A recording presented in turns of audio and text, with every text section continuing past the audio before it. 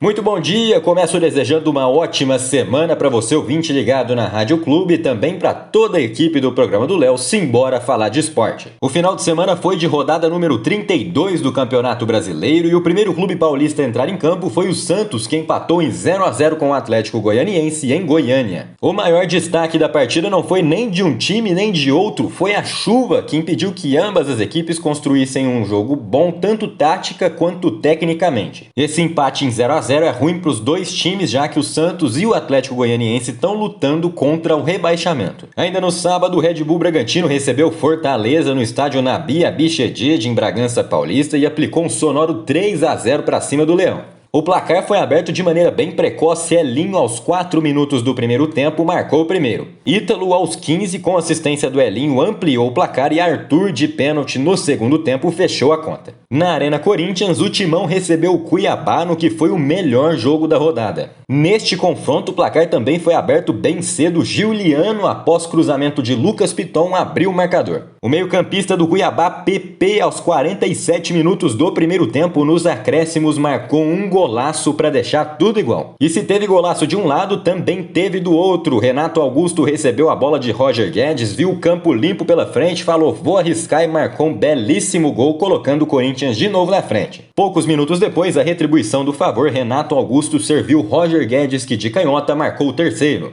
O zagueiro Paulão descontou para o Cuiabá e colocou fogo no jogo, mas terminou assim 3-2 para o Corinthians. No domingo, São Paulo recebeu o Flamengo no estádio do Morumbi e olha, foi um show do Mengão, 4-0 fora de casa. Basicamente, no primeiro lance de ataque, o Gabigol colocou o Flamengo na frente fazendo 1-0. Aos 4 minutos do primeiro tempo, Bruno Henrique ampliou a vantagem e aos 10, Jonathan Calher, atacante do São Paulo, acabou expulso. E a parada não terminou por aí na primeira etapa, ainda dava tempo de Michael marcar um golaço e fazer 3-0 para o Flamengo. Na segunda etapa, brilhou mais uma vez a estrela do camisa número 19, Michael fez o quarto gol do Flamengo e decretou goleada. O Palmeiras foi até o Rio de Janeiro enfrentar o Fluminense no estádio do Maracanã e saiu derrotado por 2-1. Na primeira etapa, aos 28 minutos, Dudu marcou um lindíssimo gol, pegando o rebote de escanteio, ajeitando e batendo bonito no ângulo do goleiro Marcos Felipe. Só que o Verdão não contava com a reação do Flu, que viria no segundo tempo. Com pouquíssimos segundos de jogo, Iago Felipe deixou tudo igual, contando com desvio na zaga. E o meio-campista apareceu mais uma vez para virar a partida, batendo de fora da área no cantinho do goleiro Everton, Fluminense 2-1. Com o final da rodada, o Palmeiras cai uma posição e vai ao terceiro lugar do Campeonato Brasileiro com 58 pontos, segue 10 atrás do líder Atlético Mineiro. O Red Bull Bragantino aparece na quarta posição, mas um pouco atrás do Palmeiras, 52 pontos. Na cola do Braga aparece o Corinthians, na quinta posição com 50 pontos. Na segunda metade da tabela, o Santos no 12º lugar tem 39 pontos e o São Paulo na 15ª colocação tem 38.